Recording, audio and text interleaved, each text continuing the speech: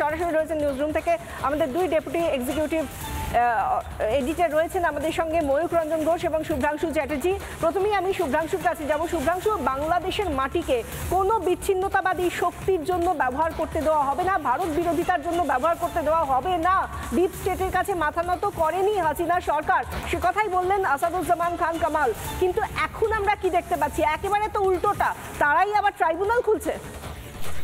দেখো, যেটা ঘটনা ঘটেছে সেটা হচ্ছে তোমার আমরা যেটা বারবার স্পষ্টত দেখতে পেয়েছি যে বাংলাদেশের যা কিছু হয়েছে সেই জায়গায় দাঁড়িয়ে এর আগে যারা ছিল সরকারে, মানে হাসিনা সরকার যেটা ছিল, তারা একটা নীতি নিয়ে চলতো। সেই নীতিটা ছিল সেই নীতিটা হচ্ছে বাংলাদেশে একটাই নীতি, জিরো টলারেন্স। যে নীতিটা ছিল একটাই নীতি, কোনো সন্ত্রাসবাদীদের, কোনো জঙ্গিদের বাংলাদেশের মাটি ব্যবহার করতে দেবে না। এই যে শর্তটা এটা কোনো মতেই পাকিস্তান এবং পাকিস্তানের বন্ধু রাষ্ট্রটা মেনে নিতে পারেনি বা ডিপ স্টেট মেনে নিতে পারেনি। ঠিক সেই জায়গায় দাঁড়িয়ে হাসিনা সরকারকে বারবার বলা হয় যে তোমরা আমার শর্ত মানো না, শর্ত মানলে তোমাকে সরে যেতে হবে। এবং তাকে গুপ্ত হত্যা বা এই ধরনের ঘটনা তো বাংলাদেশে সবসময় ঘটে।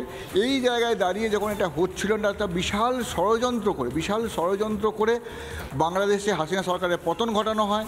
এবং পতন ঘটানোর পর আমরা দেখলাম একটা একটা ভয়ঙ্কর জিনিস হলো, একটা চক্রান্ত হলো, একটা টোটাল পাণ্ডুলিপি তৈরি করা হলো, একটা ব্লু প্রিন্ট তৈরি করা হলো, এরপর এটা হবে, এরপর ওটা হবে। ঠিক সেইভাবে যেতে বাংলাদেশের সরকারকে শহীদ দেওয়া হলো, একটা জন অভ্যুত্থান ঘটানো হলো।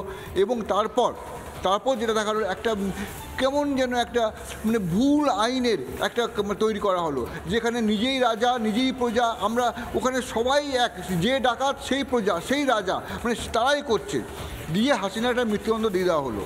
এবং সেই জায়গায় দাঁড়িয়ে আজকে যেটা দেখা যাচ্ছে, একটা ছেলে খেলা হচ্ছে, একটা দুধে ভাতে সরকার চলে। আমরা যখন ছোটোবেলায় খেলাধুলা করতাম না, যখন যাকে খেলায় নেওয়া হবে না বা যাকে আমরা খেলায় রাখতে চাইছি সেটা মন খারাপ করবে বা তাকে দিয়েই কাজ করাবো, তাকে আমরা দুধে ভাতে করে রাখি, দুধে ভাতে খেলছে। সেরকম বাংলাদেশে এখন দুধে ভাতে ইউনিসেফ সরকার চলছে, যেটা শিশুদের ক্ষেত্রে হয়, শিশুদের রাখা হয় দুধে ভাতে। ফুটবল গেম হচ্ছে, দুধে ভাত করে রাখা হয় যেটা 5 বছর 6 বছরের ছেলেকে।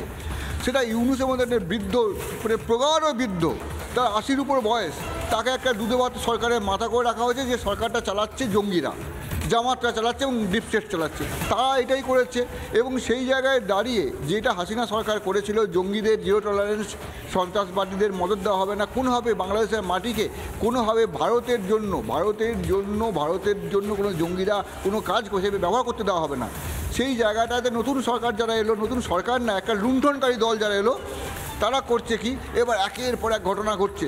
আমরা তো আমাদের ময়ূক যে একটা বিশাল ইন্টারভিউ নিয়েছে, বাংলার বুকে নয়, গোটা ভারতের বর্ষের বুকে নয়, গোটা বিশ্বের বুকে এই প্রথম টেলিভিশন ইন্টারভিউ, যে টেলিভিশন ইন্টারভিউয়ে বাংলাদেশের নির্বাসিত স্বরাষ্ট্রমন্ত্রী তিনি বলছেন যে কি বলছেন, বাংলাদেশে এখন টেরোরিস্টদের আগ্রা, জঙ্গিদের আগ্রা, 32টার মতন জঙ্গি সংগঠন ওখানে কাজ করছে। পাকিস্তানের যে বিখ্যাত জঙ্গি যারা, গোটা পৃথিবীতে পাকিস্তানে বিখ্যাত, গোটা পৃথিবীতে কুখ্যাত, তারা এখন বাংলাদেশে নিয়ে আছে, তারা বাংলাদেশ চালাচ্ছে।